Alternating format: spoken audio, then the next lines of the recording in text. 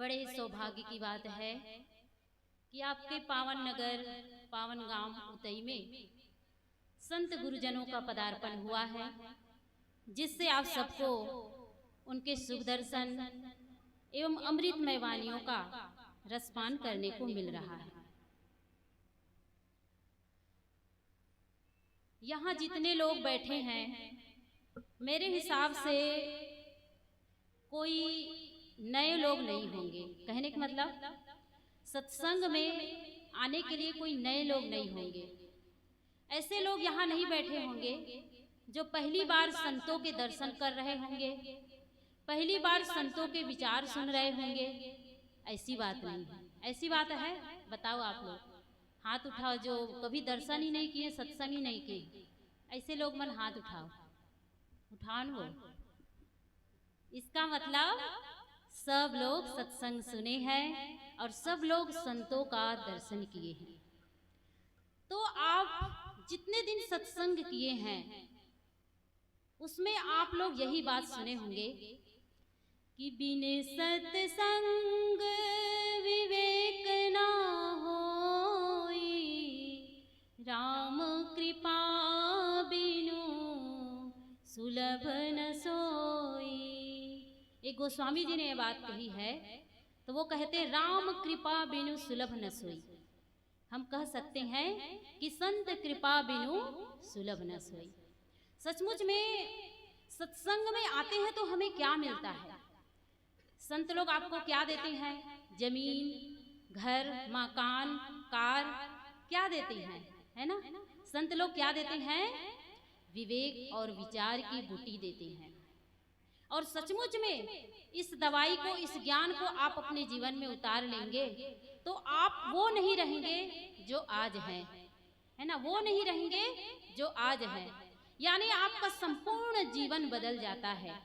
कहते हैं कि अगर कंस जैसे लोग इस सत्संग में आए तो वो हंस बन जाते हैं, और कोई हंस इस सत्संग में आए तो वो परम हंस बन जाते हैं। उदाहरण आप सब जानते हैं कि रत्नाकर डाकू का नाम आप लोग सुने होंगे, सुने हैं ना आप लोग? रत्नाकर डाकू वो कितनों लोगों के धन को लूट लेता था, हत्या कर देता था। ऐसे हत्यारा, ऐसे हिंसकी आदमी को रत्नाकर डाकू को नारद जी मिलते हैं। संत की शरण जब मिलता है तो वो रत्नाकर डाकू से आदि कवि वाल्मीकि जी बन जाते हैं। और भी भगवान बुद्ध के समय में अंगुली मार क्यों नाम पड़ा? वो लोगों को मारता था और उसकी उंगली का हार पहनता था। बहुत ही हिंसकी, क्रूर, आतंकी आदमी था। लेकिन जब उसे भगवान बुद्ध जी के शरण मिल गए तब अंगुली मार से वो अहिंसक बन गया। तो ये सब संतों के संग का प्रभाव होता है। लेकिन कुछ ऐसे लोग भी होते हैं जो जीवन भर सत्संग करते हैं लेकिन कुछ परिवर्तन नहीं होता है। सत्संग में परिवर्तन हो सकता है। आप मंदिर में जाते हैं ना, शिवलिंग में पानी चढ़ाते हैं सुबह सुबह, हमारी माता बहनें, हम लोग जहाँ है वहाँ मंदिर है। गांव गांव में जहाँ जहाँ भी जाते हैं, आज तो बहुत मतलब ये महिमा, शिव की महिमा बढ़ गई है और पानी डालने वाले, पूजा पाठ करने वाले बढ़ गए हैं। निश्चित है, करना चाहिए, मैं इसके लिए रोक नहीं करती, लेकिन है ना, लेकिन है इसमें आप शिवलिंग में पानी डालते हैं, पूजा करते हैं और अगरबत्ती जलाते हैं, या आप सत्संग में निरंतर जाते हैं, पूजा नहीं करते, सत्संग में निरंतर जाते हैं, तो सत्संग करने का, शिवलिंग में पानी डालने का, पूजा पाठ करने का, उसका भाव क्या है ना, उसका उद्देश्य क्या है? कई ऐसे यहाँ माता बहनें होंगी, भाई लोग होंगे जो शिवलिंग में पानी अपनी आदतवश डालते होंगे। रोज सुबह उठ करके पानी डालना और अगरबत्ती जलाना, ये पूजा पाठ भी एक आदत बन जाती है। और जब आदत बन जाती है ना तो उससे कोई लाभ नहीं मिलता है। क्यों ये बात मैं कह रही हूँ? जैसे कोई अगरबत्ती जलाता रहता है और उधर उसका भाव उस भगवान के प्रति नहीं रहता है, तब वो इधर अगरबत्ती भी जलाता रहता है और इधर गुस्सा भी करता रहता है नहीं? लइका मतलब मार दी आगे जलाते, अगरबत्ती जलाते जलाते, या और कुछ ऐसा भी, इधर अगरबत्ती जलाते थे देख के गुस्सा भी करते रहते होते नहीं। तो इस तरह से आप चाहे जो भी करें, लेकिन आपकी भावना, आपका भाव सही नहीं है ना, तो जिंदगी भर शिवलिंग में पानी चढ़ाइए और जिंदगी भर सत्संग करिए, आपको कोई लाभ नहीं हो सकता है। इसलिए सत्संग में आने का या कोई भी मंदिर में जाने का, कहीं भी पानी, अगरबत्ती या दूध चढ़ाने का भाव सही होना चाहिए। कोई ऐसे भी लोग होंगे शिवलिंग में पानी डालते होंगे और डालते डालते ये भी सोचते होंगे कि आज मोर सास मरी जाए, ऐसे भी कहा तो कहने वाला काय है नहीं। हाँ, ऐसे भी लोग होंगे जो कहते होंगे कि मेरे पड़ोसी मर जाए, तो मेरे पति ते मेरे भाई मर जाए। अब मने मन में कुछ बुदबुदात है तो का कहा कौन समझी, है ना। तो इस तरह से आपकी भावना क्या है, आप सत्संग में आए हैं, है ना, सत्संग में इतने लोग आए हैं, लेकिन आप किस भावना से आए हैं। कोई ये भावना लेकर के आएंगे चलो तो साहेब जी मन कैसे नहीं, कैसे दिखते, कैसे पहने, कैसे बोलते, ऐसे समझ करके कोई सत्संग में आए होंगे तो उसको उसी प्रकार लाभ मिलेगा। कोई ऐसे भी सोच करके आए होंगे कि चलो हम जाएंगे, इतने जीवन में दुख है, चिंता है, विकलता है और दुख में शरीर हमारा मन भर गया है, तो चलो वहाँ जाएंगे, जीवन में शांति मिलेगी, कुछ जीने की कला मिलेगी, उसे हम अपने जीवन में आत्मसात करेंगे, सुन करके उसे अपने जीवन में उतारेंगे। ऐसे सोच करके आए होंगे ना, तो निश्चित है उसको सही लाभ मिलेगा। सचमुच में सत्संग करने का, जो सत्संग में आते हैं ना, तो जो श्रोता होते हैं, जैसे जैसे उद्देश्य लेकर के आते हैं ना, वैसे वैसे उनको लाभ मिलता है और वैसे वैसे उनकी कीमत भी होती है। एक कहानी बताती हूँ तब समझ में आ जाएगी कि राजा भोज के समय में एक मूर्तिकार था। तो मूर्तिकार 3 मूर्ति बनाता है और वो तीनों मूर्ति दिखने में एक जैसे, एकदम सुंदर दिखने में, फिर राजा भोज के दरबार में वो पेश करता है। राजा भोज जी देख करके बहुत प्रसन्न हो जाते हैं और कहते हैं कि मूर्तिकार, इस मूर्ति की कीमत क्या होगी। तब मूर्तिकार ने कहा कि राजा साहब आप ही बता दीजिए। तब वो राजा साहब देखते हैं लेकिन उसकी कीमत नहीं बता पाए, अगल बगल दाएं बाएं घूमते हैं उस मूर्ति के, लेकिन उस मूर्ति की कीमत नहीं बता पाए।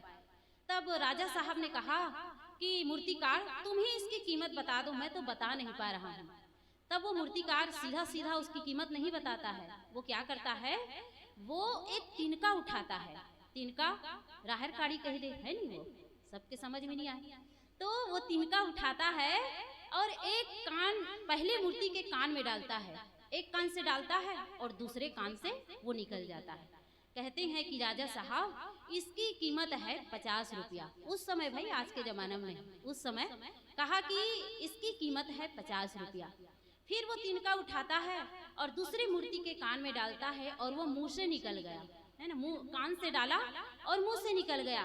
तब कहा राजा साहब इसकी कीमत है 100 रुपया। फिर वो तिनका उठाया और तीसरी मूर्ति के कान में डाला, तीसरी मूर्ति के कान में डालता है तो वो पेट में जा करके रुक जाता है। तब कहते हैं कि राजा साहब इसकी कीमत है 500 रुपया। राजा साहब बहुत खुश हो जाते हैं, अरे दिखने में तो एक जैसे है लेकिन इसकी अलग अलग कीमत है। वो बहुत प्रसन्न हो जाते हैं, खुश हो जाते हैं और तीनों मूर्ति खरीद लेते हैं। राजा साहब के पास पैसे की क्या कमी, तो वो तीनों मूर्ति खरीद लिए। कि ये तो हुई कहानी। इसी प्रकार से जितने भी श्रोता आते हैं, श्रोता तो दिखने में एक जैसा लगता है ना, लेकिन उसकी अलग अलग समझ, अलग अलग क्रिया प्रतिक्रिया होती है और उसी के अनुसार उसे लाभ मिलता है। जैसे पहले मूर्ति के समान श्रोता, जैसे एक कान से डाला गया दूसरे कान से निकल गया, सुने हो नहीं वो, है ना, एक कान से डाला गया दूसरे कान से निकल गया, तो उसकी कीमत 50 रुपया। ऐसे ही कई ऐसे श्रोता होते हैं जो एक कान से सुनते हैं और दूसरे कान से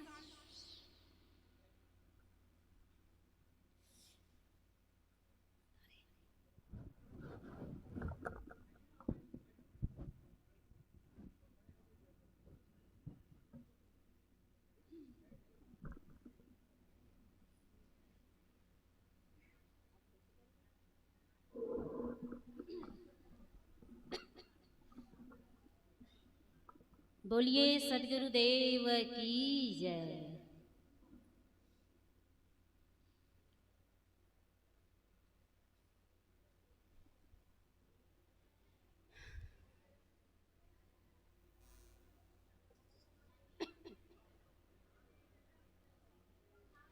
तो मैं कह रही थी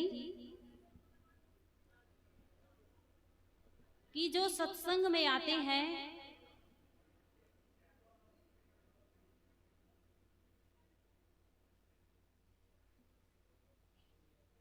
उन लोगों के मन मस्तिष्क किस ढंग से होते हैं। तो मैं बता रही थी कि पहले मूर्ति के समान एक कान से डाला गया और दूसरे कान से वो तिनका निकल गया। इसी प्रकार से कई ऐसे सत्संगी होते हैं जो एक कान से सुनते हैं और दूसरे कान से निकाल देते हैं। तो ऐसे सत्संगी जीवन भर सत्संग करता रहे लेकिन उसे कोई लाभ नहीं मिल सकता है, उसके जीवन में कोई परिवर्तन नहीं हो सकता है, तो उसकी कीमत 50 रुपया। दूसरे मूर्ति के समान एक कान से डाला गया और मुंह से निकल गया। कई ऐसे सत्संगी होते हैं, सुनते तो जरूर हैं लेकिन किसी चार चौराहा में बैठते हैं, संगी साथी में बैठते हैं, तो जो भी सुने हुए बात होते हैं उसे मुंह से निकाल देते हैं कि सही बात है, ऐसे करना चाहिए, ऐसे नहीं करना चाहिए। इस तरह केवल बोलते बोलते ही सारा ज्ञान अपने मुंह से निकाल देते हैं लेकिन अपने जीवन में कभी उतार नहीं पाते हैं। तो उसके जीवन में उसे थोड़ा लाभ मिलता है, इसलिए कि अगर वो ज्ञान को अपने जीवन में उतार ले तो बहुत कुछ लाभ मिल सकता है, लेकिन केवल मुंह से निकाल देते हैं तो उसे कोई लाभ नहीं होता है, तो उसकी कीमत 100 रुपया। और तीसरे मूर्ति के समान कान से डाला गया और पेट में जा करके रुक गया। इसी प्रकार से कई ऐसे श्रोता होते हैं जो सत्संग में आते हैं, बड़ी एकाग्रता के साथ सुनते हैं, ध्यान से सुनते हैं और सुन करके उसे अपने हृदय में धारण करते हैं और यहाँ से जब जाते हैं तो उसे एक अकेले एकांत में उसे चिंतन मनन करते हैं, सोचते विचारते हैं कि सचमुच में संत जी ने ऐसा कहा है तो चलो मैं अपने जीवन में उतार करके देखता हूँ। और सचमुच में जब वो अपने जीवन में उतार लेता है तो उसका संपूर्ण जीवन बदल जाता है, तो उसकी कीमत होती है 500 रुपया। तो इसी प्रकार से श्रोता तो सब होते हैं लेकिन अलग अलग उद्देश्य, अलग अलग ढंग से सुनने वाले होते हैं। और जैसे आपका उद्देश्य है, जैसे आपका मन मस्तिष्क होता है, वैसे ही आपको लाभ मिलता है।